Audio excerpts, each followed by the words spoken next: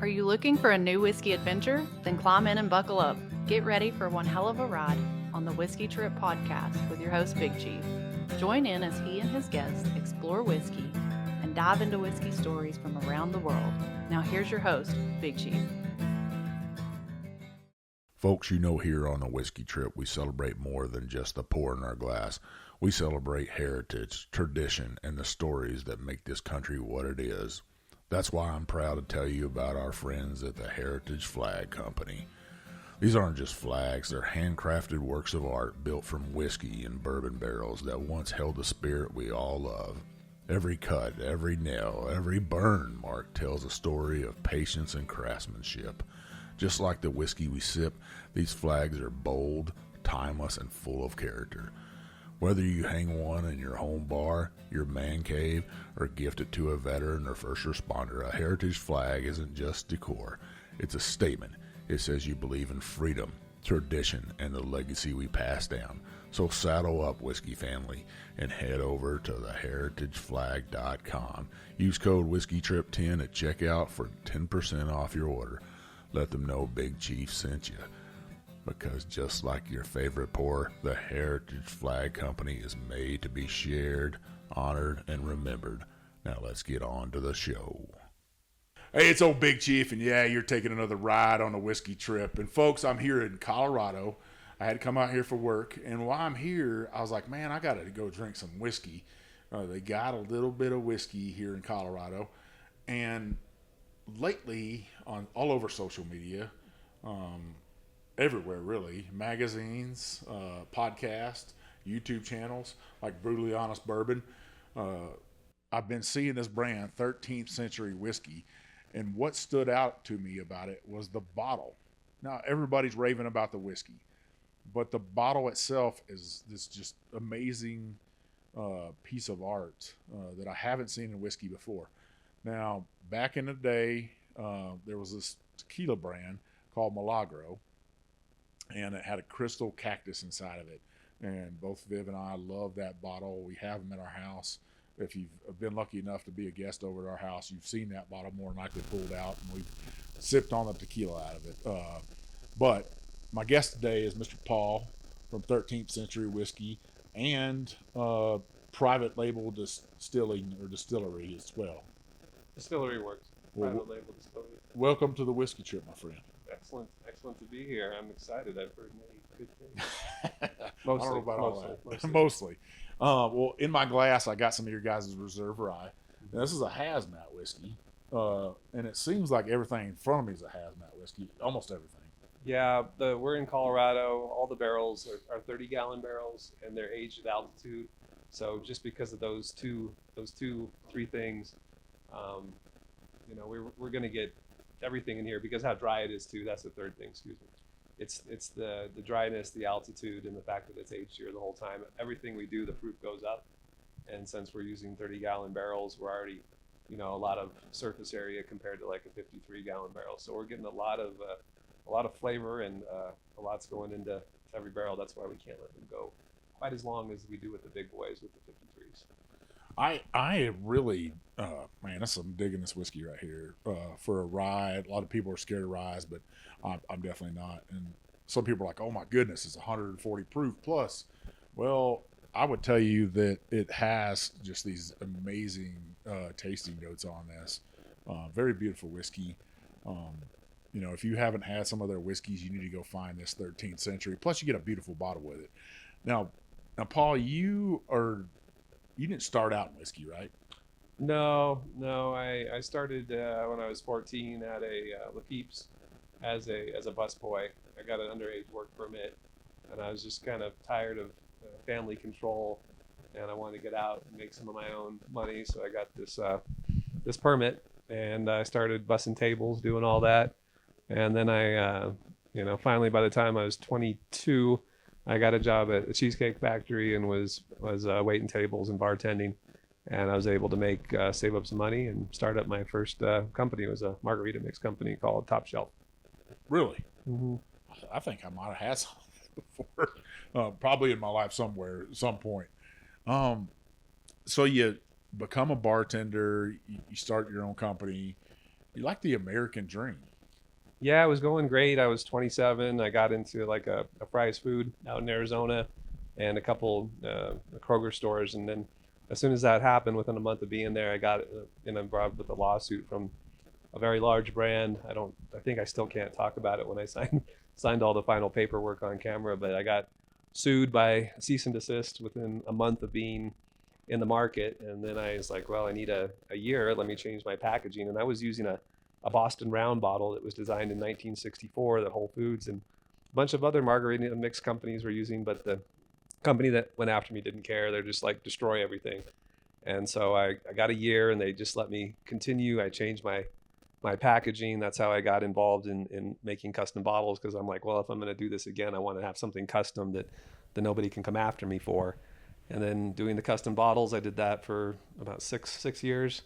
And a lot of people asked me, where do we get the liquid at? So I was like, all right, well, I'll set up a distillery. So I set that up in 2012. 2013 is when we actually got our permit, but it took about a year. And I've been doing liquid and glass ever since. Wow. Now, when did that light bulb come on and say, man, this Milagro bottle inspired me? I wanted something that was really challenging, something that would separate, something that was going to demand a higher price point. I've been working with brands and helping brands develop for almost 20 years, and I really did not want to be in at like the $30 to $60 range. It's just so hard to make money at that price point. And I just didn't want to be grouped in with that. So we really were going above like $60 to $100 is really where a lot of the brands that I work with for whiskey. And I just, wanted to do something that was, going to be challenging with just the packaging and with the liquid. I believe in business, you got to have points of difference. And if you don't, you're going to get mixed in with the pack and forgotten. So that's why I do the glass the way that I do it, and I really put a lot into everything I can into the whiskey. We use 30-gallon barrels, so we're which are more expensive per gallon than 53s. Where do you get your barrels at? We get them at the barrel mill out of Minnesota. We use trees that are at least 60 years old. We're just very picky on every little detail because it's about putting out the best possible liquid, best possible packaging. And I really just keeping it under 200 MSRP. Like I have a pretty big, my packaging, for example, costs 3 or 4 times what even a lot of the more expensive brands, the packaging costs. And I still think I can keep it and scale it under $200 a bottle retail. And that's the long-term plan. Now, I've looked out in your barrel warehouse out there. You got about 18,000 barrels out there stacked up. Mm-hmm. 2 giant American flags out there. Yep, damn right. As I came up into this room right here, which is your facility here is amazing. You got a big tasting room downstairs. You got another bar on your 3rd floor. This is 2nd floor where people can come in here and hold like bachelor parties. You got 2 golf simulators. You got a speakeasy. You got a karaoke room back there. Kind of took me back to my days of visiting Korea a little bit. It's my wife's idea. She's Mongolian, and I was like, that was my office, and she insisted on karaoke, and I looked at a couple different ideas, and that one beat out the rest. So karaoke it is. A stunning facility that I was shocked by when we walked inside and I saw everything, and I really do enjoy seeing that you got 18,000 barrels stacked up there. But some people get confused about how people make whiskey. You don't have a bourbon still or a whiskey still. Here you said you had like a gin and vodka still. Yeah, we started with a glass still that I got for like 20 grand back in 2013, and we did gin and vodka for the first couple of years, and then I got really interested in whiskey because, but to put in a big whiskey still and be able to scale, it was going to be like a $5-6 million investment. And I was like, well, do I want to do that, or do I want to, do I want to have a bunch of inventory? And I chose inventory. But so you're not sourcing whiskey. What you're doing is you are contract distilling. You went to a distillery. You said, okay, this is the mash bill I want to make, or these are the mash bills I want to make. This is how I want to do it. Make it for me. You have the kitchen. I want to go in your kitchen and use your kitchen and make myself some whiskey. and then you get it tankered out here, and then you fill your own barrels up, and you stacking them suckers up. Yeah, we work primarily with MGP, which I have a great relationship, and they've always been good. It was a little rough when the big, bourbon boom happened. They kind of reduced some of their suppliers and even some of their clients for a year or so there, which kind of sucked. But with Luxco and stuff coming in, they've been really good to me the last couple years, and I can scale with them. They do the formula is based on what I want to do with the mash bills and different things, and pricing, consistency. Like I have a lot of good things to say about them. I mean, I got great things to say about your whiskey. Absolutely delicious. I done polished off that glass right there. I know my friend over there, Tommy's very proud of me for doing that. I'm gonna move on here to your Reserve bourbon. Now, do you know the mash bill on this right here? Yeah, we do. It's 88% corn, 7% rye, and then 5% malted barley. Really, And really very high corn content in there. yeah, I tested a lot of different amounts of rye in there, and I don't think the market knows it, but I think they like a lower rye. I've done a lot of blind tastings and experiments with it, and when you start getting to that 20% plus, I know that's like the majority of what bourbons are, but when I did a bunch of testings and stuff, it wasn't what the data was showing me. So we went with some lower proof stuff. I mean, lower rye percentage bourbons, and that's what everybody was picking blind. So that's what we went with. It's funny you say that. Everybody always thinks like Wild Turkey's a high rye bourbon, and today they're really not. They're only, I think it's like 15 to 17% rye in there. Very high corn content, and something 8%, 7 or 8% malted barley in there. Mm-hmm. So they're really not a high rye, but I don't think very many other people are making this right here. And especially under like the 10% rye. But that's where I like to do everything based on blind tastings, because I know I'm going to have better results when I'm out in the market and with influencers like yourself and social media. So I really am a really data-driven person. So I have my own preferences. I really love the American single malt. That's my personal favorite that we make, but I have to go with the data. So. Well, I think you'd be wrong to do that. Now, where you throw a wrench into the hiccup, right, is where you're throwing something into the hiccup there is not only you're putting great whiskey, and this is a badass bourbon right here, is the bottle itself is something you could take and use that bottle for the rest of its life, right? Yeah. For a decanter. Well, yeah, and we're developing like a little, we call it the whiskey oxidation stopper. It's a little like kind of like the pump ones you use with wine, yeah. But I had to develop a custom one because the wine ones don't work with my bottles. So we're developing this little stopper because this is like special occasion. Some people might take them 3 months, 6 months, a year to drink a bottle. And when it gets down to like, halfway, if you don't have something to stop that oxidation, it can, I'm sure you're aware, it can ruin whiskey if you let it sit in the bottle for a year or two. Well, if you let it sit there too long, yes, and if you put it out in the sunlight, yeah, the sun is light is a killer of whiskey. Yeah, so we're just do little things like that to, make the whiskey. We want it to open up and get there, but if somebody doesn't drink it for a year and they come back, I want it to be consistent. So, well, let's talk about your bottles you have. You have a hunter collection or an outdoorsman's collection with like elk, fish, and then you're coming out with this military collection, a submarine, a tank, and a Air Force jet, an F-16. And I gotta say, as soon as me and my wife walked in here and saw that, our son is an F-35 pilot. My brother was a Marine Corps officer that worked on the F-35 project, but very stunning bottle inside that. And I could see a lot of people that have connection to jets like that, to military aircraft, are going to want to have that bottle right there. And then you're going to have a submarine for submariners. Maybe I can get you to make a Coast Guard one. It's on the list. I think you've mentioned it a couple times since we I'm we trying started to nudge talking. it. Yeah, nudge it. And the Coast Guard. So we started with like a manufacturing collection, which is like with the whiskey still in a bottle is the first one we made, and then the barrel bottle was next. I don't have it up here, but we just got done with the corn cob bottle. So we have the manufacturing stuff, then we have the sportsman's collection because a lot of people who like bourbon and whiskey like hunting. Yeah. And then the same thing with the military collection we wanted to do. There's a lot of people who love bourbon and whiskey, so we want to do something for the military, and we're also doing like a guns collection. We have some other stuff that we're working on, like the cigar bottle, for example.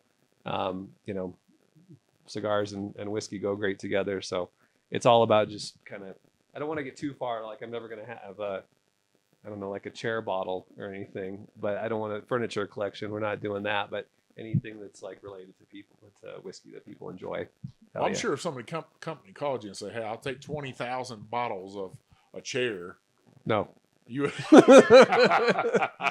No, I have to draw the line somewhere. And one of the consultants that I work with, when I started doing like the military and I got outside of like the manufacturing, he's like, Paul, you got to be really careful. You don't want to get too far outside of your genre. And I'm like, well, I want people to collect these for generations. You don't want Lazy Boy to come to you and be like, "Here, I'll put their logo inside a bottle, but I'm not putting a fucking chair in a bottle. It's part of my language. No, I'm not a clean podcast. You're good. Okay, You're good. I ain't putting a chair in a bottle. I love it. Now you got this other bottle over here with this mountain in there.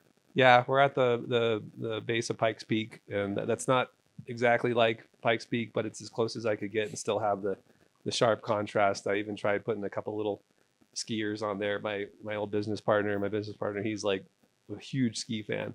And I was like, man, that'd be cool if I could put some skiers on there, but they were just too small and fragile. And I was worried I was going to get glass in the It's like the mountain out of the Lord of the Rings. Well, that's what I needed. I couldn't find a mountain that exists, so I got the closest thing to it. Well, I still think it's beautiful. And when you look out of your tasting room here, the tasting room, you can see Pikes Peak from here. And absolutely beautiful. I mean, it's hard to come into Colorado and say, man, I don't want to move here. It is absolutely beautiful. Oh, I love it. And I mean, I'm here, during like April to maybe August. And then I go down to Mexico the rest of the time. I'm in Guadalajara the rest of the time. So I mean, you don't look like you've been in Mexico. Well, that's because I have to be careful with the sunlight. So, but yeah. Some people do have to be careful with it. Yeah, I don't have any calluses on my hands, and I don't have the tan, but I did when I was younger. I'm kind of delegate. I look like I've been in Mexico quite a bit. Yeah. I love the sun. I love Mexico. I have a good time. That's a place I kind of take a break from. Where do you whiskey. We go to it's halfway between Cancun and Playa del Carmen, Puerto Morales. Mm-hmm. We go to the same 5-star resort all the time, but we're talking about changing up, maybe doing a big Airbnb down there, take a bunch of whiskey guys down there, mm-hmm. and possibly go and do a barrel pick for some tequila. Well, I'll come down to Guadalajara, and like I've been helping people with tequila bottles and brands for a long time too, and we'll definitely show you something special if you come down there. So. Could we get one with a Lazy Boy in it? No, we'll get 2 Lazy Boys. 2 Lazy Boys. We'll stack them on top of each other. No, I love your bottles. I think, what have you figured out how to say, hey, I'm going to come out with, after you drink all the whiskey in the bottle, right? Mm-hmm. What happens when a fan of yours drinks all that whiskey and they want to keep the bottle, and there's like, man, but I want more of your whiskey, Paul. Well, they have to buy another bottle. You're not going to come out with a refill bottle? No, definitely not. My wife and actually a couple of people have. Are you suggesting that? I don't know. I think it would be a good, because if they love your whiskey that much, right?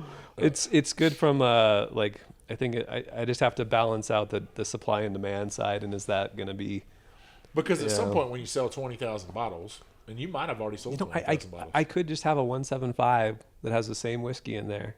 It would be expensive still, but it's not a bad idea. No, but a 175 and just send it out, and I personally can refill. If I personally bought one of your bottles, I would want more of your whiskey in it.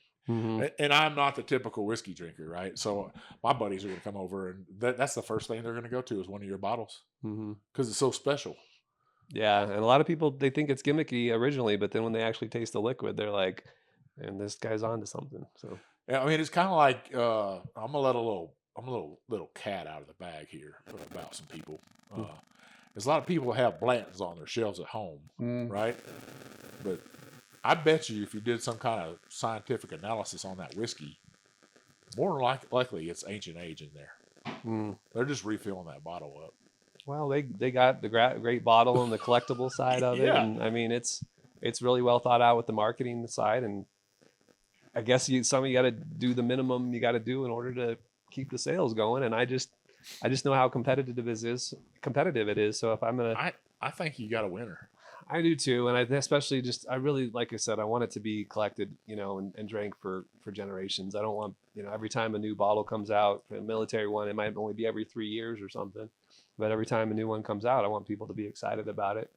And the whiskey too, like the inventory I have, a lot of it's going to be ready over the next 5 years.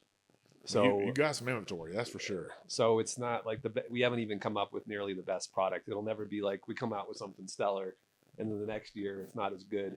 Like that'll never happen. It'll keep on getting better and better. Tell me about the scientific background of where whiskey, like on the Gulf Coast, there's so much humidity, right? That what happens in that high humidity air is the alcohol gets drawn out of the barrel and leaves water, so your proof goes lower. Right.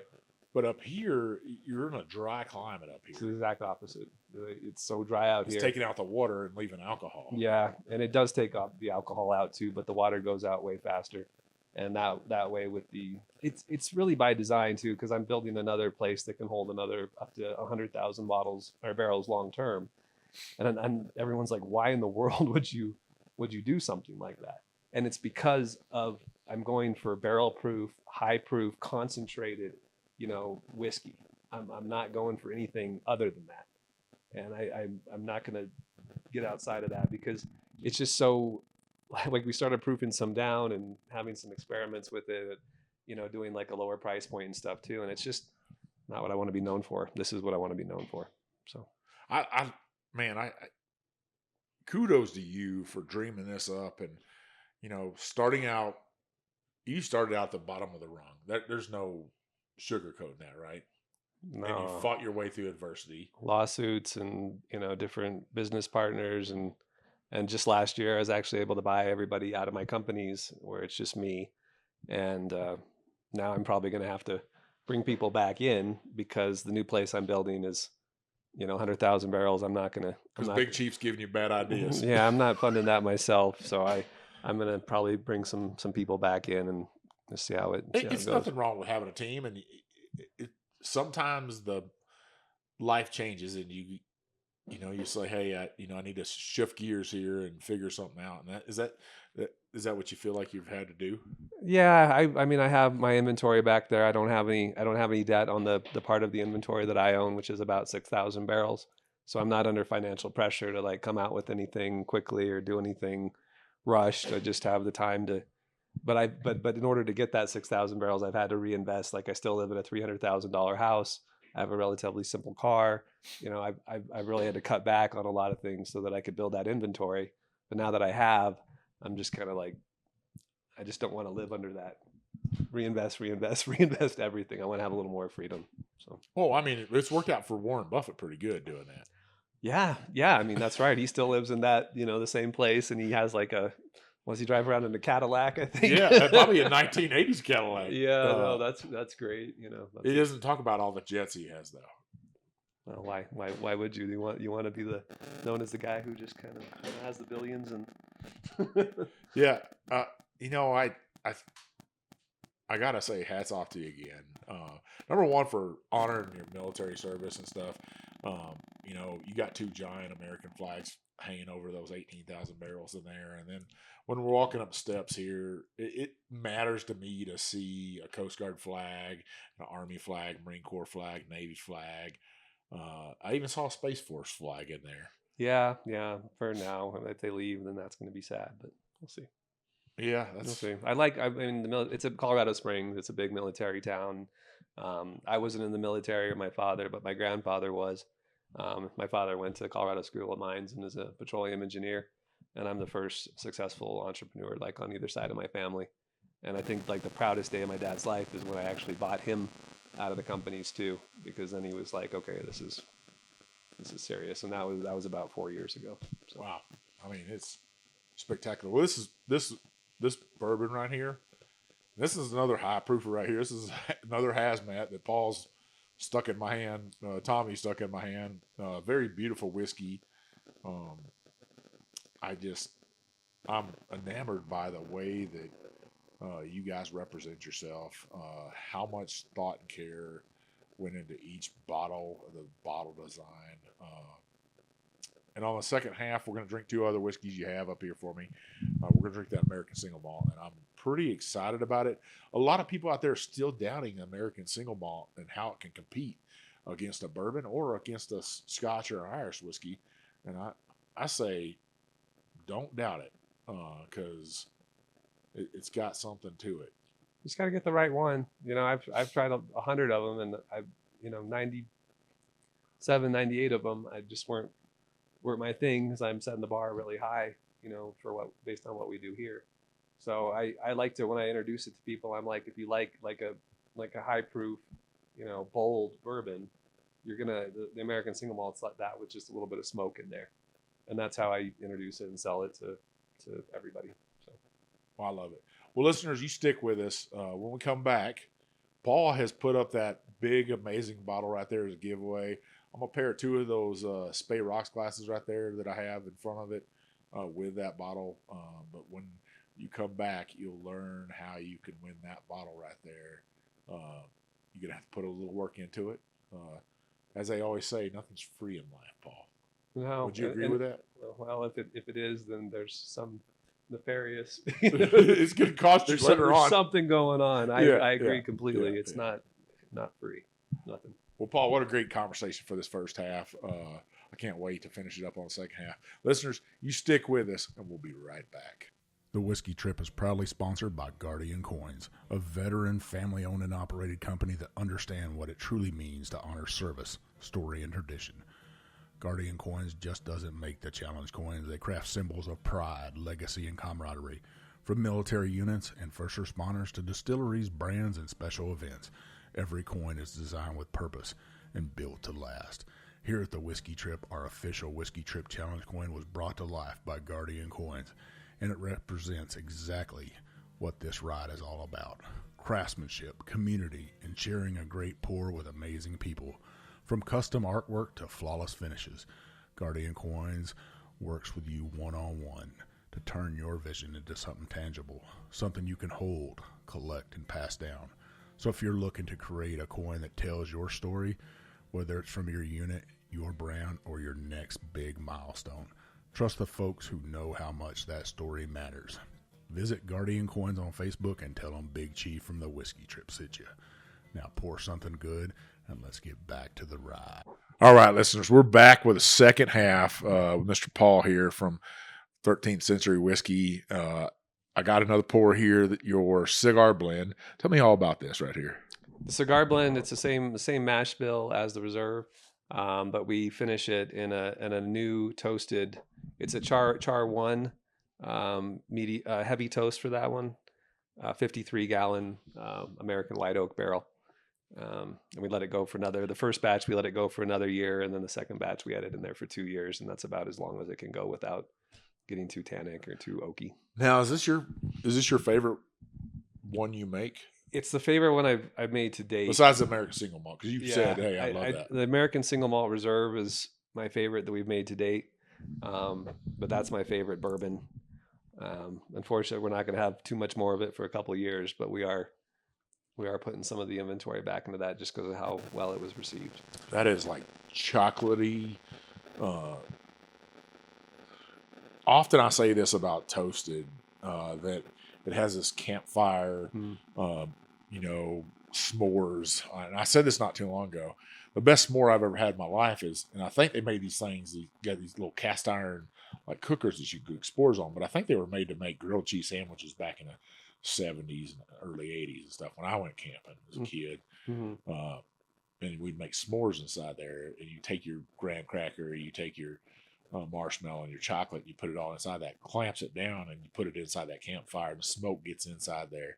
I am getting all that in this glass right here, that graham cracker, that chocolate, that marshmallow, that smoke. I wouldn't change a thing. It's really getting the 30-gallon barrels in that higher surface area, and we don't let it it wouldn't work in the 30-gallon barrels in like Colorado. It's special because if you get too high in the temperature, you're just going to cook a bunch of whiskey.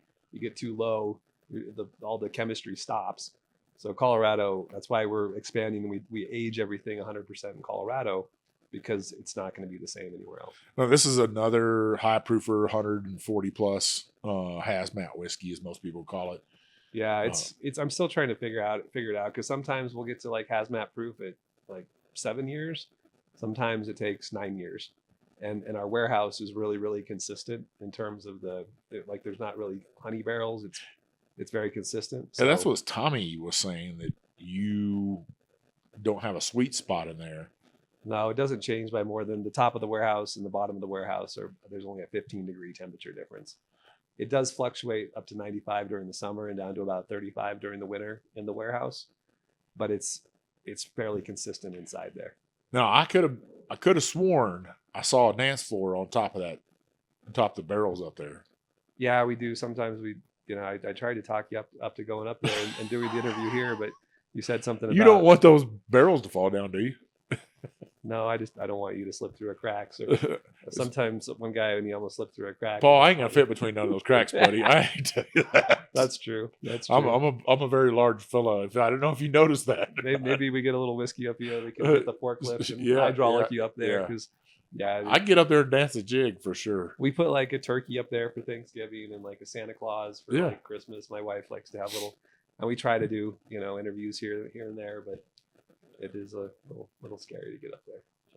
Well, I absolutely love it. This is absolutely delicious. I know some folks are out there like, wow, that's 140 proof plus.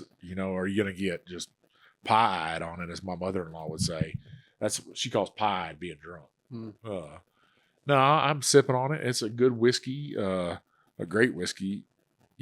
Very tasty, very dark in color. This is why I love visiting distilleries and meeting guys like you, Paul. Is you make my heart warmed up because you said, "Hey, my parents made me get out and work and do my own thing," and you started from the bottom. Yeah. Well, I didn't want any handouts, and I persevered, and there was some rough patches, but we got through it, and now things are stable, and I'm just taking my time. I don't want to release anything that doesn't meet my standard. And I mean, that's a great concept, right, of doing that. Now, inside your head right now, are you stuck with, hey, this is what I'm going to do with the glass, I'm not going to come out with anything else to stick inside there, or do you have some other things brewing up there? You seem like a guy that has some other stuff brewing up there. My banker calls me always on, Paul. That's what he says. And the first time he met me, he's just like, you're always on, thinking about next. And, I have an 18-year plan for the brand, and we have, I'd say, about 70% of all the bottles that we'll come out with over the next 18 years in there, all the products. Like, I'm really, really big on planning. We went through a big audit last year, and ever since that, I'm just plan it because it just makes my life and everybody else around me, things are a lot smoother. Otherwise, it's chaos. But we're doing a gun collection is coming up. We're going to do like a handgun, an assault rifle, and a shotgun. We're doing some medical related, like we're doing a new fuck cancer bottle. You showed me the sneak peek of that. And as a cancer survivor myself, it almost started tearing up because I don't think people realize how much cancer can affect a family. And personally that how much it can affect you. But it just can tear and devastate a family. It could tear a family apart. to lose a loved one to cancer, and you can't say any different, any better than that. Fuck cancer. Yeah, and we're taking it to the extreme. Like, and you almost got the old big Johnny Cash, big just.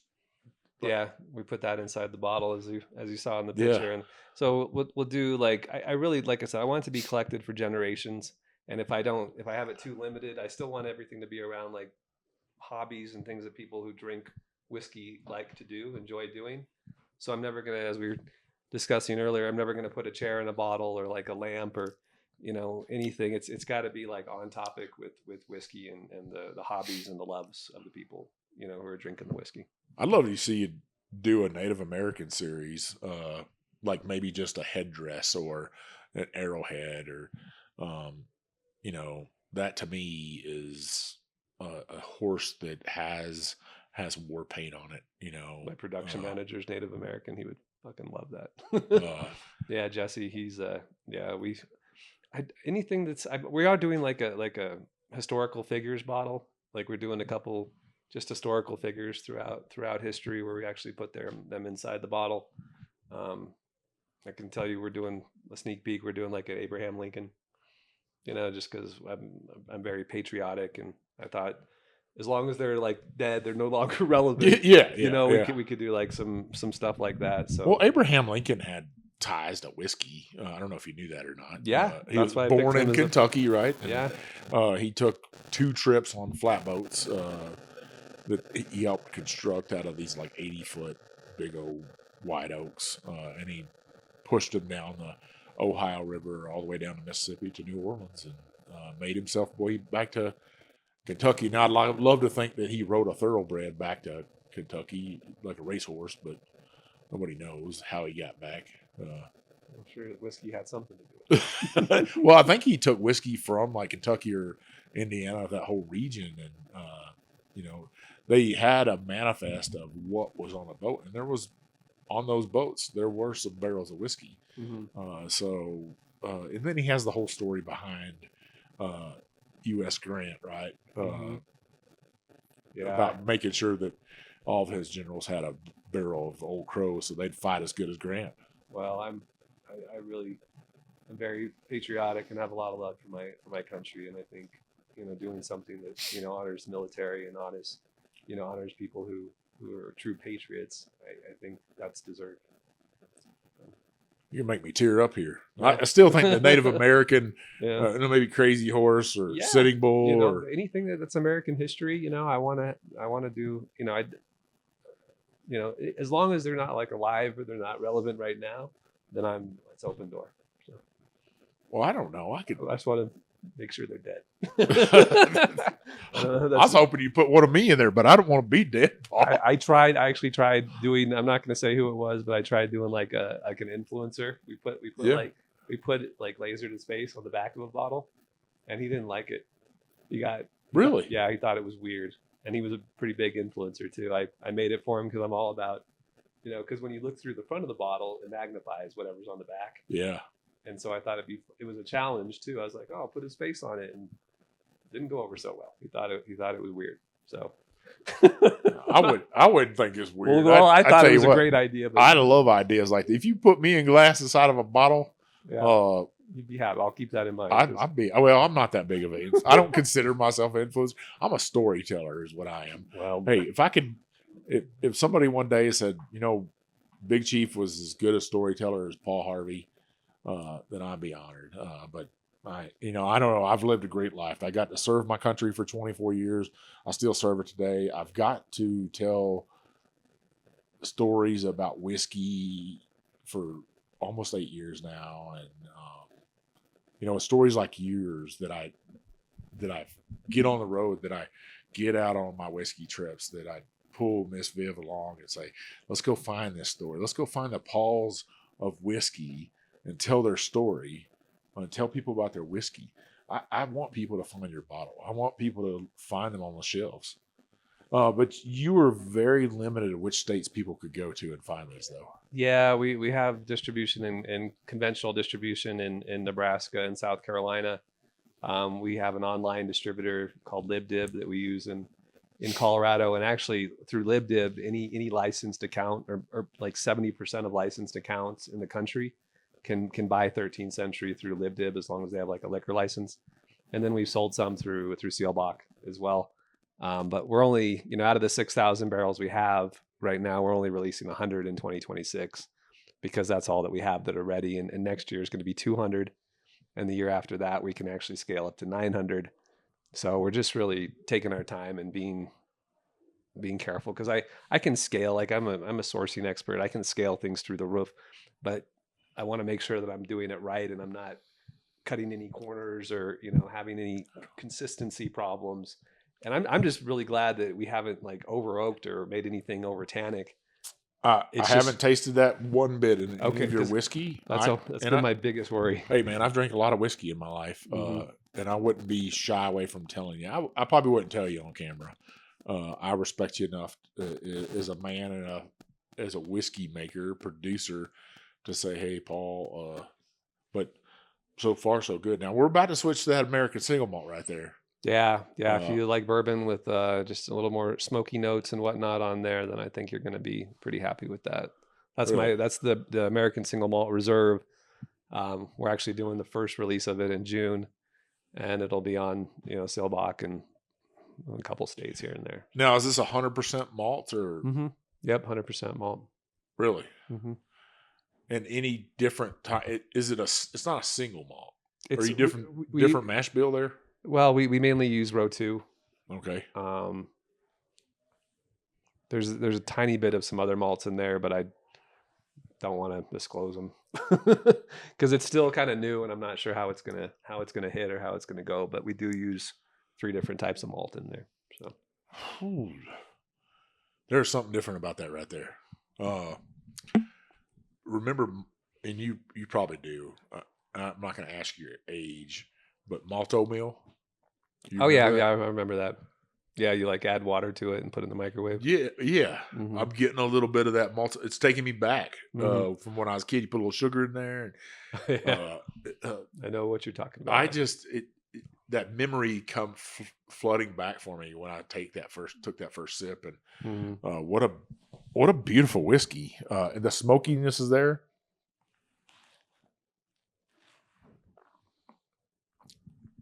I think what a lot of people with single malts, they compare it to scotches that taste overly peated. Yeah, and we're using new charred American white oak barrels, and we use all the different char levels too. We use chars 2, 3, 4, and 5. It's definitely heavy our inventory is heavy on char 3, but we use all the different chars and then blend them together. Along with the 30-gallon barrels and aging in Colorado, that's the only points of difference I have or that I'll ever need. So. A lot of people beat people up about the 30-gallon barrels, but before 1968, that wasn't a thing. 53-gallon barrels weren't standard until then, and a lot of people don't realize that. And we've let big industry tell us what we should think, right? We've let the big producers say, you should be drinking whiskey out of a 53-gallon barrel. Of course they're saying that because that's what they put their whiskey in. Well, that's what I'm hoping I do, is I can disrupt the market a little bit, because to be honest, if you really did it any differently than how I do it, like if you tried to age it a little bit farther south, a little bit farther west, a little bit farther east, you're not going to get the same product. So I'm really set on just the things that I'm doing right, and to be able to scale those and disrupt things a little bit. Of course, if you have 10 million 53-gallon barrels, you're going to tell everybody that everything else is crap, right? So, or not as good, however you want to say it.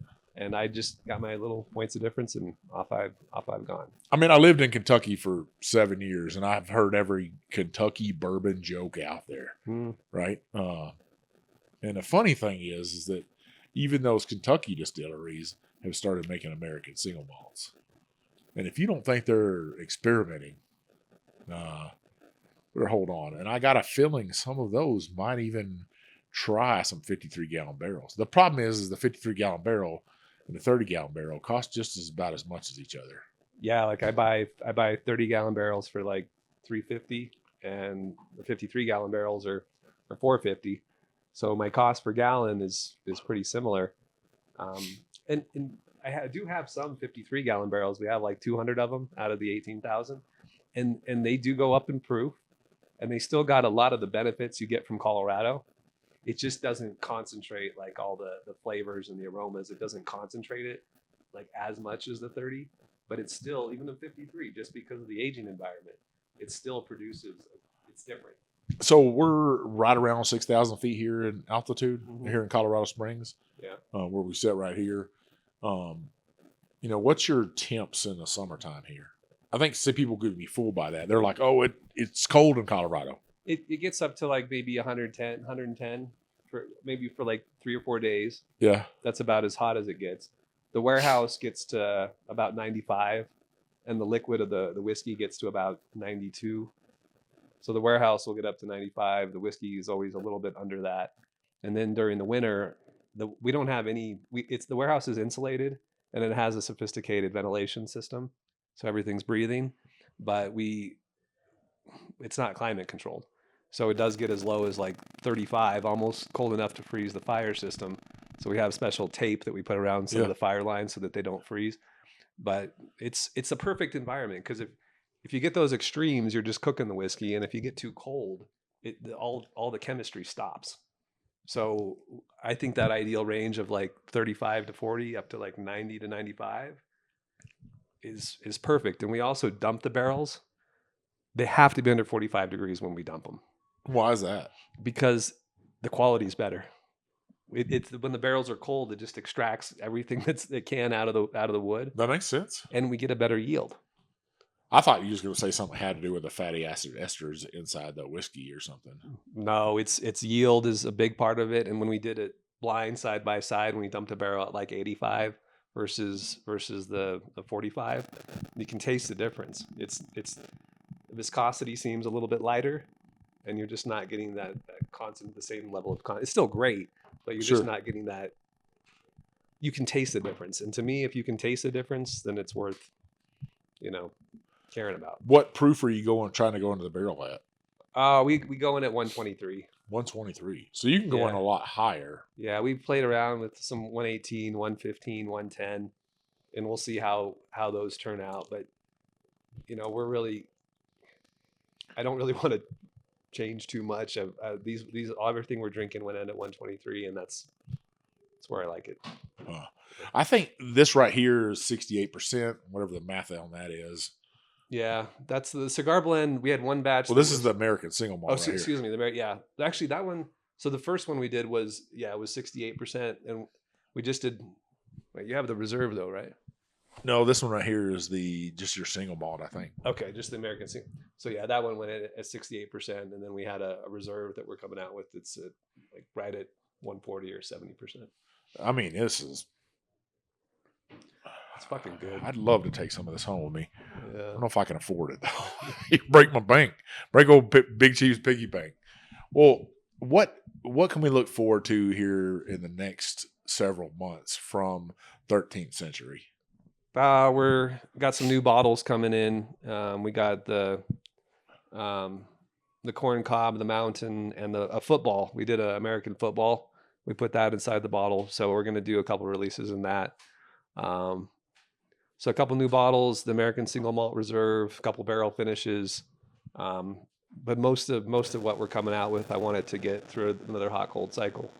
So I'm going to wait probably till September, October, and then we're going to be doing a lot more towards the end of the year. No weeded bourbon? Not quite yet. I have some wheated, like 95.5 wheat barrels. Wheat whiskey, yeah. Yeah, I have some wheat whiskey that we have at 95.5. So we'll see how that goes. We're probably gonna do like a blended wheated bourbon, because I have to blend my bourbon barrels with the wheat. So we'll do some of that. But those we put away in 2021. So those are hitting 5 years, and I'm not going to release anything under 6. So we will have a wheated bourbon probably in 2027 or 2029. Did you know that I'm like a wheat freak? No. I am. I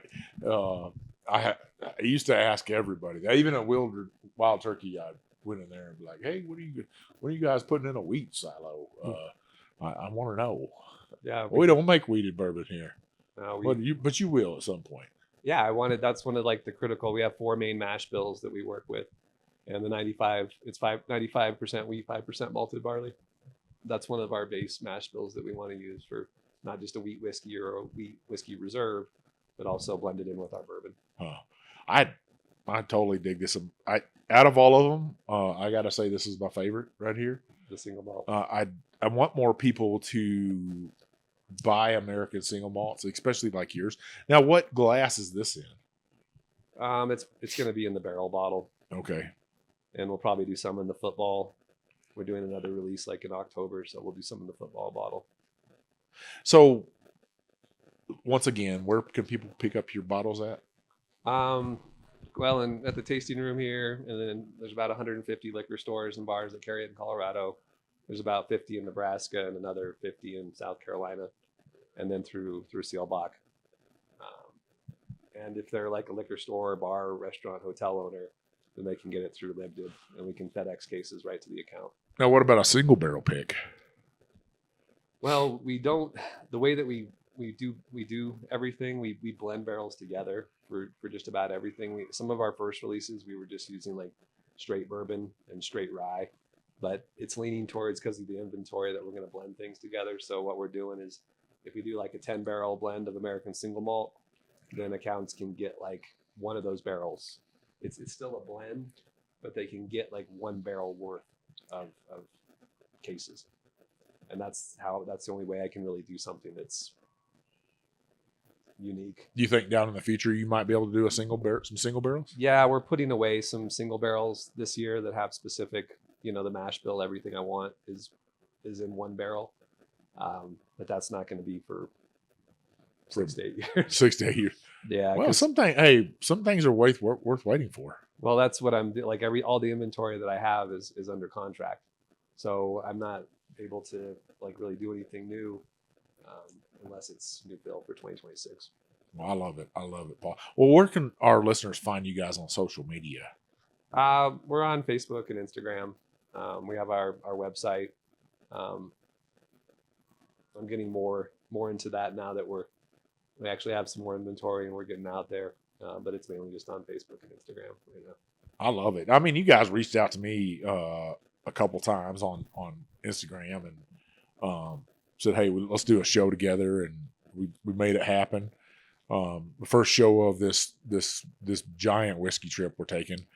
I think we're doing 5 different shows while we're here in Colorado, and I can't thank you enough for having us on. And let me pull some of those stories out of you.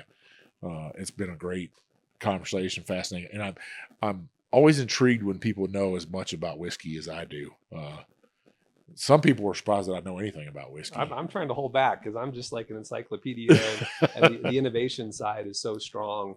Like some of the innovation stuff that we're doing, I can't talk, but it's even like next level above this stuff. So some of the innovation things that we're doing, like one of them is, the simpler ones is we're just waiting until it gets to like 0 degrees outside, and then we're going to put barrels outside for like a week and just let them get cold as cold can be, and pull and then all those wood sugars pull out? Everything out of there, and then we do it like every other year, and then we'll put them back in. But we have a whole innovation side, and I'm even doing some really cool stuff. What happens if you haul them up to the top of Pikes Peak? Probably have worse yield and worse return on investment. I don't even think I'm going to set up another rack house up there. But you haul it up there and leave it up there and then drive it back. Hey, that's even see the innovation flows, right? Yeah. It just keeps on building. So I mean, that would be like a limited release of the Pikes Peak. Finished at the top of Pikes Peak. Yeah. Maybe push it into another barrel, like a Oloroso barrel or something like that. Something very beautiful. Yeah. And we got, like I told you earlier, we got like 90% of the inventory. We're going to save it for the reserve products, this higher proof, 8 years or so. And then 5% of it's going to be barrel finishes, and 5% of it's going to be like a 6-year product that we release. So almost everything we're doing is going to be that high proof, hazmat or close. So the giveaway, what's in that bottle right there? That's a bourbon reserve. It's at the 5-year mark. We're creeping that up to 6 years as we have more inventory, but that's barrel proof. That's our barrel proof bourbon, our straight bourbon whiskey.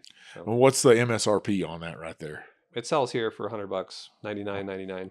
So listeners, here's how we're going to do this. We're going to do this giveaway all week long. I'm going to give away 2 of my Spey Rocks glasses right there with my Whiskey Trip logo on it. I'm going to give away this bottle right here. What I want you to do is I want you to put an emoji of a barrel on Instagram.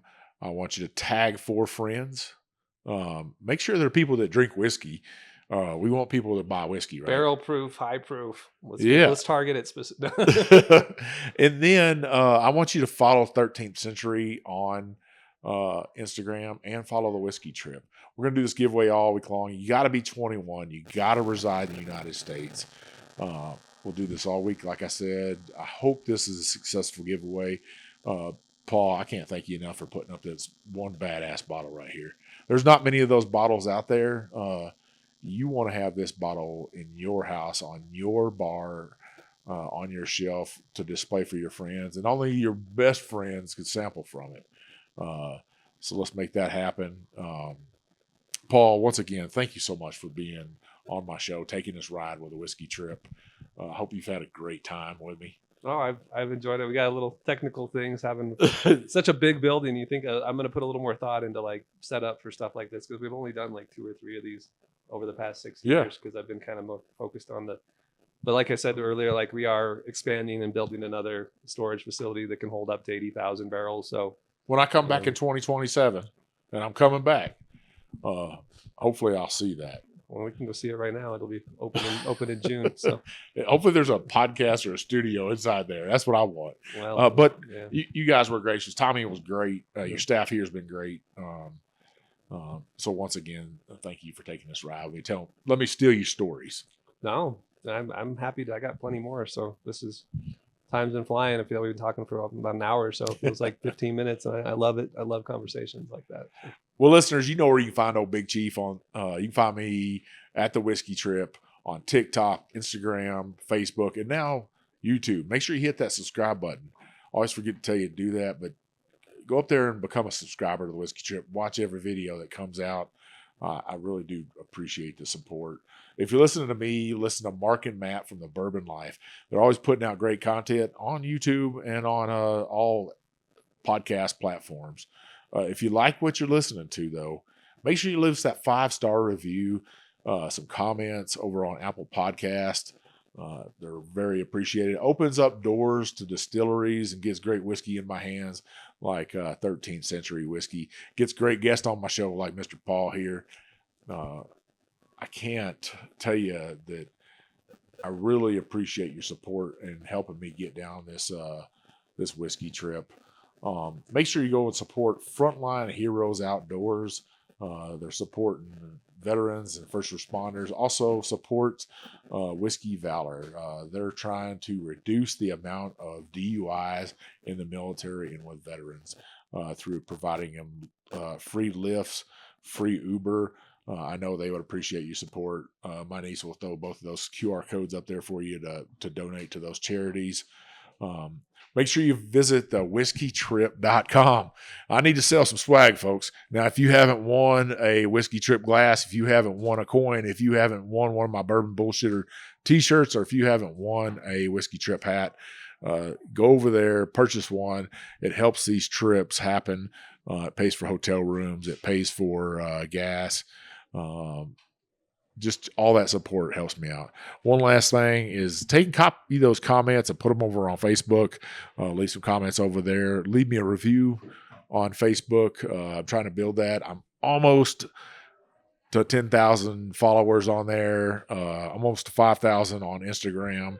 I keep growing organically, and that's only because of you. I hope you enjoyed this conversation with Mr. Paul here from 13th Century Whiskey. This is old Big Chief, and thanks for taking this ride with me, baby.